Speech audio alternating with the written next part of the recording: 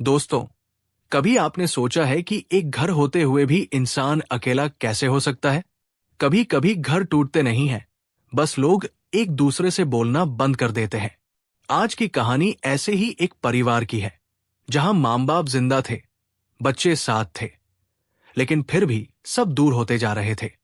और जब एक दिन पिता की सांसें आईसीयू में अटक गई, तब समझ आया कि अगर आज भी नहीं बोले, तो कल शायद मौका ही न मिले। दोस्तों, ये कहानी अंत तक जरूर सुनिएगा, क्योंकि इसका आखिरी हिस्सा शायद आपको अपने ही घर की याद दिला दे। शर्मा जी का घर बाहर से बिल्कुल ठीक दिखता था। पक्का मकान, पढ़े लिखे बच्चे, बहू, नौकरी, सब कुछ। लेकिन इस घर में अब बातें नहीं होती थी। शर्मा जी अब पहले जैसे मजबूत नहीं रहे थे। कभी सीढ़ियां चढ़ते हुए हाथ कांप जाता, कभी अचानक सांस फूल जाती। डॉक्टर कहते थे उम्र का असर है, लेकिन सच्चाई यह थी कि उनका शरीर नहीं, उनका मन थक चुका था। सरोज देवी रोज सुबह सबसे पहले उठती थी। आंगन में झाड़ू लगाती, रसोई साफ करती, मंदिर में दिया जलाती। सब कुछ वही था, लेकिन अब मन में सुकून नहीं था। उन्हें लगता था जैसे वे बस निभा रही हैं, जी नहीं रही। घर में लोग थे, लेकिन कोई उन्हें देख नहीं रहा था। अमित बड़ा बेटा था, अच्छी नौकरी थी, जिम्मेदार था, लेकिन घर को वो जिम्मेदारी समझता था, रिश्ता नहीं। नेहा, उसकी पत्नी, शुरू में बहुत कोशिश करती थी, लेकिन धीरे धीरे उसने भी दूरी बना ली। राहुल छोटा बेटा था, पढ़ाई और नौकरी के बीच उलझा हुआ। पूजा बेटी थी, शादी के बाद ससुराल में फोन पर बात होती थी, पर दिल की नहीं। घर में आवाजें थीं, टीवी की, मोबाइल की, लेकिन बातचीत की नहीं। एक रात शर्मा जी को अचानक सीने में तेज दर्द उठा। सरोज देवी घबरा गई। सब लोग भागे भागे अस्पताल पहुंचे। डॉक्टर ने कहा समय पर ले आए हैं, लेकिन हालत नाजुक है। आईसीयू के बाहर सरोज देवी चुपचाप बैठी थी। उनकी आंखों में आंसू नहीं थे, बस डर था। डर इस बात का कि अगर आज कुछ हो गया तो उन्होंने कब आखिरी बार दिल से बात की थी। अंदर आईसीयू में शर्मा जी की आंखें खुली।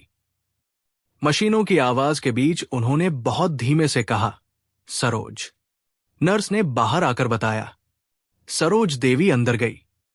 शर्मा जी ने उनकी ओर देखा और बोले, मैं मौत से नहीं डर गया था। मैं इस बात से डर गया था कि अगर मैं चला गया तो हम सब कभी एक दूसरे से सच में बात ही नहीं कर पाएंगे। सरोज देवी की आंखों से आंसू गिरने लगे। अस्पताल से लौटने के बाद घर वही था, लेकिन माहौल बदल चुका था। शर्मा जी आंगन में बैठते और चुपचाप सबको देखते। एक शाम उन्होंने अमित से पूछा, तू कब से मुझसे बैठकर 2 मिनट बात नहीं की? अमित ने कहा, काम बहुत रहता है। शर्मा जी बोले, काम तो हमेशा रहेगा बेटा, पर मैं कब तक रहूंगा? नेहा चाय लेकर आई तो शर्मा जी ने उससे कहा, बहू, तू बुरी नहीं है, बस तूने कभी ये नहीं सोचा कि हमें कैसा लगता है। नेहा के हाथ कांप गए। रात को राहुल आया। खाने की मेज पर शर्मा जी ने पूछा, अगर उस दिन मैं नहीं बचता तो क्या तुम सब ऐसे ही रहते? राहुल का गला भर आया। अगले दिन सरोज देवी ने कहा कि वे पूजा के ससुराल जाना चाहती है, बोझ बनकर नहीं, बस मां बनकर। शर्मा जी ने कहा, हम सब चलेंगे। ट्रेन में सरोज देवी ने कहा, मां का दिल बेटी को भेज देता है, पर मन वही रह जाता है। नेहा ने पहली बार ध्यान से सुना। उसे अपनी मां याद आ गई। पूजा के ससुराल में सरोज देवी को सम्मान से बैठाया गया। पूजा की सास ने खुद चाय दी। ससुर ने कहा, आपने बेटी को अच्छे संस्कार दिए हैं। सरोज देवी की आंखों में चमक आ गई। उन्होंने पूजा का हाथ पकड़कर कहा, आज मन हल्का हो गया। रात को नेहा ने देखा कि सरोज देवी चुपचाप पूजा के कमरे के बाहर खड़ी है। उन्होंने कहा, बस बेटी को सोते हुए देखना था। नेहा का दिल भर आया। वापसी में नेहा ने अमित से कहा, हम लोग माँ पापा को कितना कम समझ पाए। घर लौटकर उसने सरोज देवी के पैर छुए और माफी मांगी। सब ठीक चल रहा था, लेकिन रिश्तों की असली परीक्षा एक दिन फिर आई। नेहा थकी हुई लौटी और मुंह से निकल गया, हर रोज यही क्यों? बात पूरी नहीं हुई, लेकिन तीर लग चुका था। सरोज देवी चुपचाप अपने कमरे में चली गई। इस बार अमित चुप नहीं रहा। उसने कहा, अगर आज हम नहीं बोले तो सब फिर टूट जाएगा। रात को सब बैठे, मोबाइल बंद, टीवी बंद। नेहा रोते हुए बोली कि उससे गलती हो गई। सरोज देवी ने कहा, हमें सेवा नहीं, अपनापन चाहिए। शर्मा जी बोले, गलती हर कोई करता है, लेकिन जो मान ले वही परिवार बचाता है। 1 साल बाद शर्मा जी का जन्मदिन आया। कोई बड़ी पार्टी नहीं थी। वही आंगन, वही लोग। शर्मा जी बोले, जिंदगी में बहुत कुछ मिला, लेकिन जो आज मिला है वो सबसे कीमती है।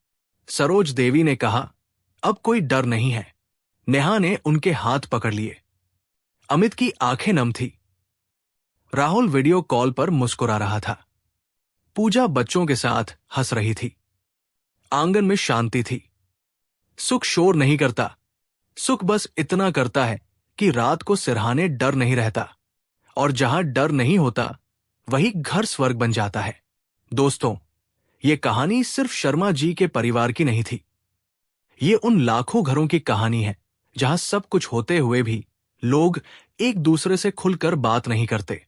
अगर इस कहानी ने आपको अपने माँ बाप, अपने घर या अपने रिश्तों की याद दिलाई हो तो वीडियो को लाइक जरूर कीजिए। अगर आप पहली बार इस चैनल पर आए हैं तो चैनल को सब्सक्राइब कीजिए और बेल आइकन दबाइए, ताकि ऐसी ही दिल को छू लेने वाली कहानियां आप तक सबसे पहले पहुंच सकें। कमेंट में जरूर बताइए कि आप ये कहानी किस शहर से सुन रहे हैं, क्योंकि आपकी एक टिप्पणी किसी और के दिल तक ये कहानी पहुंचा सकती है। दोस्तों, अपने माँ बाप से आज ही बात कीजिए, क्योंकि पैसा और काम फिर मिल जाएगा, लेकिन माँ बाप दोबारा नहीं मिलते। फिर मिलेंगे एक नई कहानी के साथ। तब तक अपने रिश्तों की कदर कीजिए और खुश रहिए। दोस्तों, अगर इस कहानी ने आपको अपने माँ बाप की, अपने घर की या अपने किसी रिश्ते की याद दिलाई हो तो वीडियो को लाइक जरूर कीजिए, क्योंकि ये लाइक रिश्तों की असलियत को सलाम है। और अगर आप भी मानते हैं कि पैसे से ज्यादा कीमती रिश्तों का सम्मान होता है तो चैनल को सब्सक्राइब कीजिए, ताकि ऐसी ही सच्ची, दिल को छू लेने वाली कहानियां आप तक पहुंचती रहें। दोस्तों, रिश्ते बोलते नहीं, लेकिन जब टूटते हैं तो बहुत शोर करते हैं। इसलिए देर होने से पहले अपने रिश्तों को समझिए, अपनों को समय दीजिए। फिर मिलेंगे एक नई कहानी के साथ। तब तक रिश्तों की कदर कीजिए और खुश रहिए।